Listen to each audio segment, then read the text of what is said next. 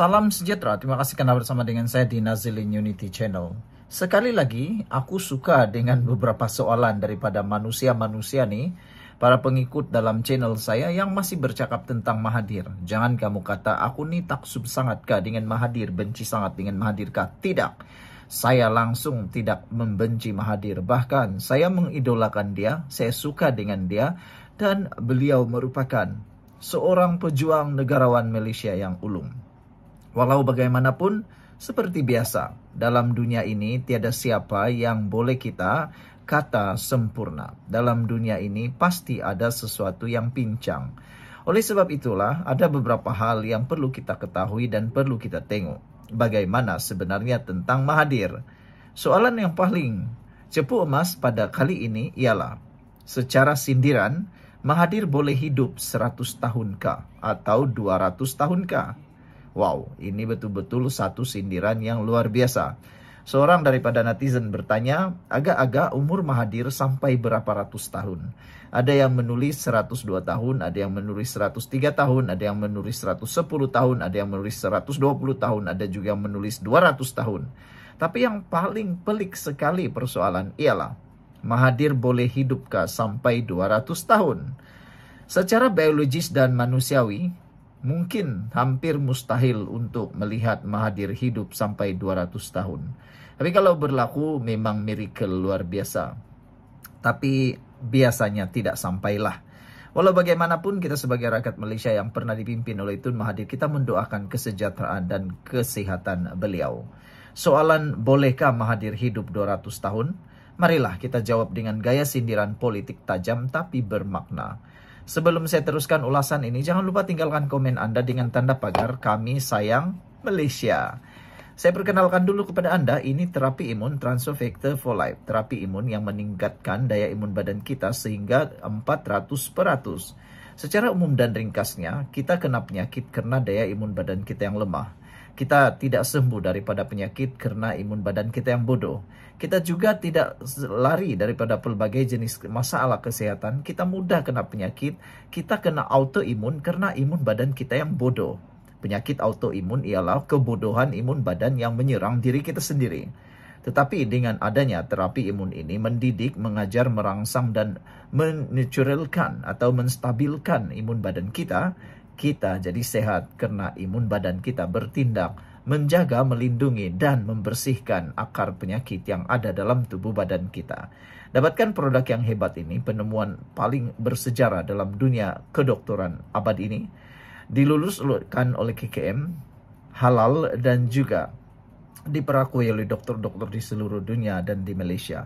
Dapatkannya sekarang, jangan kau tangguh-tangguh lagi. Sekali lagi saya cakap, jangan tangguh-tangguh lagi. Sudah beribu-ribu, berjuta-juta testimoni tentang produk ini. Baiklah, saudara-saudara sekalian, Mahathir nak hidup 200 tahun, kalau ikut sejarah dan kuasa politik, bukan umur tubuh Mahathir yang kejar, tetapi umur dan pengaruh. Umur pengaruh. Ya, Mahathir bukan nak hidup 200 tahun atas dunia. Dia cuma mahu pengaruhnya kekal hingga 200 tahun. Mungkin Mahathir secara fizikal dan tubuhnya tidak boleh sampai 200 tahun. Tetapi umur pengaruhnya boleh kekal beribu-ribu tahun. Tapi ini masalahnya. Selagi orang Mahathir masih dalam sistem, dia masih hidup. Dalam parti, dalam kerajaan tempatan, dalam GLC, dalam NGO, bahkan dalam media. Legasi Mahathir bukan sekadar tubuh, tapi sistem yang dia bina. Kroni, sabotaj, politik fitnah. Setiap kali kerajaan nak berubah, pasti ada bayang-bayang Mahathir. Macam hantu dalam rumah lama, tak nampak tapi ganggu. Ini yang paling orang tak suka. Para penyokong Pakatan Harapan, penyokong Anwar Ibrahim sangat setuju dengan istilah ini. Macam hantu dalam rumah lama, tidak nampak tapi ganggu. Setiap kali kerajaan berubah, setiap kali Perdana Menteri baru dilantik, pasti akan ada bayang-bayang Mahathir meminta supaya Perdana Menteri itu cepat-cepat letak jawatan bila tidak mengikut telunjuk Mahathir.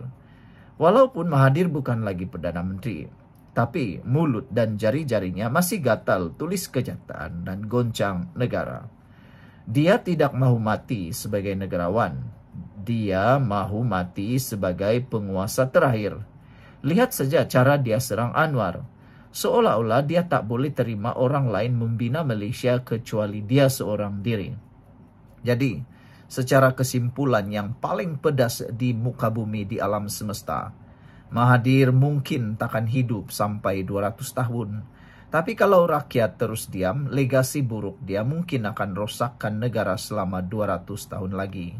Jadi tugas kita, bongkar, dedah, hapus pengaruh politik lama, tanam legasi baru untuk Malaysia yang lebih adil dan saksama. Dengan tanda pagar, cukuplah Mahathir, berhentilah Mahathir, dan tanda pagar, tolong tahu bila nak berhenti. Tinggalkan komen Anda. Sekian dulu untuk kali ini. Jangan lupa tinggalkan komen Anda. Bye-bye. Salam sejahtera. Terima kasih karena bersama dengan saya di Nazilin Unity Channel. Saya mengambil satu soalan daripada peminat di channel saya. Soalan ini sudah berkali-kali ditanya. Soalan ini berkali-kali sudah mereka minta supaya saya jawab. Tapi baru malam ini saya ada kesempatan untuk menjawab persoalan yang cukup panas ini. Beliau menyatakan beliau sebenarnya pernah meminati Tun Mahathir. Beliau pernah mengagumi Tun Mahathir. Tapi satu perkara yang membuatkan beliau agak kecewa dengan Tun Mahathir ialah Tun Mahathir tidak tahu bila hendak berhenti.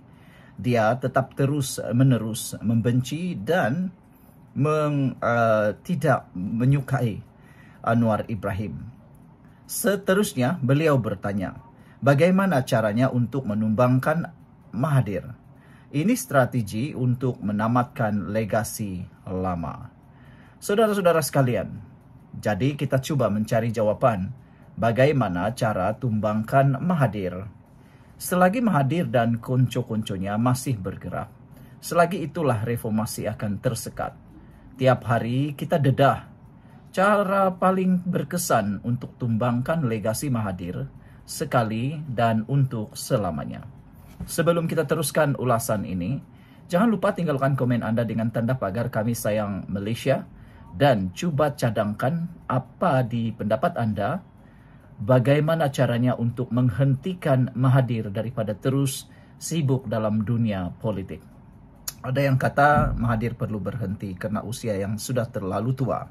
Tapi nampaknya tiada simbol nokta, tiada tanda-tanda nokta dalam dunia Mahathir. Sebelum kita teruskan ulasan kali ini, saya perkenalkan kepada Anda semua, ini terapi imun transfer factor for life. Terapi imun yang membantu mendidik, meningkatkan imun badan kita. Secara umum dan ringkasnya, apabila imun badan kita jadi lemah, apabila imun badan kita jadi tidak kuat, apabila imun badan kita jadi bodoh, kita kena penyakit, sukar sembuh daripada penyakit, dan paling penting sekali, kita sengsara dalam hidup kita karena imun badan yang menyerang diri kita sendiri.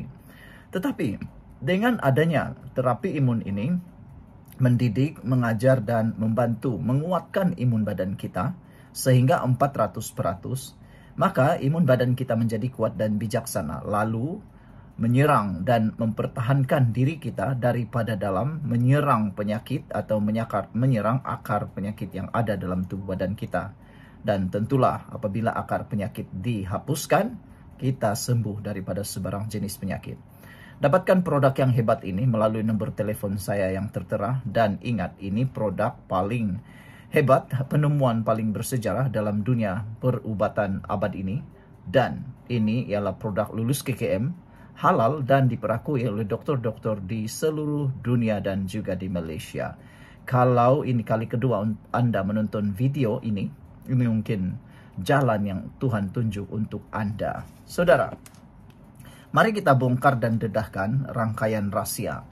Mahathir tak bergerak seorang. Dia ada rangkaian kronik korporat, media upahan, think tank NGO, dan bekas pemimpin yang tunduk padanya. Strateginya, dedahkan satu persatu. Siapa dapat kontrak? Siapa berhubung di belakang takbir? Siapa pertahan Mahathir di saat rakyat susah? Kedua, cara untuk tumbangkan Mahathir ialah melawan naratif lama, yaitu memecahkan mitos Mahathir. Ramai yang masih terperangkap dengan nostalgia, kononnya Mahathir penyelamat negara. Padahal dia mungkin pencatur utama ekonomi kronisme. Strategi ialah gunakan media sosial, YouTube, TikTok, edukasi rakyat dengan fakta bukan auta. Buat perbandingan zaman Mahathir lawan zaman sekarang. Kena lawan persepsi dengan naratif baru. Mahathir bukan pejuang rakyat, Mahathir pejuang kroni, kata seorang netizen. Ketiga, tolak semua wakil Mahathir dalam politik semasa. Dari Bersatu hingga kepada NGO pro Mahathir, ramai masih setia kepadanya. Strateginya mudah, gerakan kesedaran, tolak calon, tolak parti, tolak orang belakang Mahathir. Jangan biar mereka dan jangan beri mereka ruang dalam pilihan raya. Jangan benarkan mereka duduk di meja rundingan. Keempat, undi kerajaan perpaduan, kuatkan barisan reformasi. Mahathir sangat takut dengan Anwar Ibrahim. Mahathir sangat takut kalau Anwar terus kukuh. Sebab itu dia serang setiap minggu, kalau boleh setiap saat, setiap menit. Dia meratib Anwar, padahal Anwar masih sibuk bekerja. Strateginya kuatkan sokongan kepada Anwar dan pasukan reformasi. Semakin kuat kerajaan perpaduan, semakin tertolak legasi Mahathir. Tuntut siasatan dan pendakwaan terhadap skandal lama. Dari Forex, Maminco, BMF, IPP, Perwaja, sampai ke kroni-kroni yang kaya melampau, rakyat patut tuntut siasatan. Strateginya, tekanan rakyat dan media harus kuat.